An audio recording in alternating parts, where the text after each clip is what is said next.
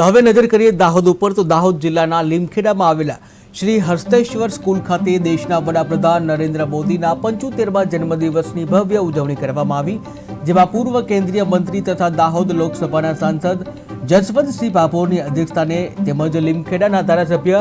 શૈલેષભાઈ ભાભોર, દાહોદ જિલ્લા ભાજપ પ્રમુખ સ્નેહલભાઈ ધરિયા તથા સંસ્થાના મંત્રી ભરતભાઈ ભરવાડ પણ ઉપસ્થિત રહ્યા હતા। ત્યારે શાળાના વિદ્યાર્થીઓએ હેપી બર્થડે મોદી સર લખી અને વિશાળ માનવ આકૃતિ તથા વડાપ્રધાનની રંગોળી બનાવી શ્રદ્ધા અને લાગણી સાથે જન્મદિવસની ઉજવણી કરી। જ્યાં કાર્યક્રમમાં તાલુકા પંચાયત પ્રમુખ તથા સભ્યો સહિત મોટી સંખ્યામાં કાર્યકર્તાઓ ઉપસ્થિત રહ્યા હતા। ત્યારે અંતે સાંસદ જસવંતસિંહ ભાભોરે મોદીએ ભારતને વિશ્વમાં નવી ઓળખ આપી છે એ સંદર્ભે વખાણ કર્યા હતા અને તેમના દીર્ઘાયુ તેમજ સ્વસ્થ જીવન માટે પણ શુભેચ્છા પાઠવી। વિશ્વના સૌથી લોકપ્રિય નેતા અને દેશના યશસ્વી વડાપ્રધાન શ્રી માનનીય નરેન્દ્રભાઈ મોદી સાહેબના 75મા જન્મદિવસની સમગ્ર દેશમાં ઉત્સાહભેર ઉજવણી થઈ રહી છે। ત્યારે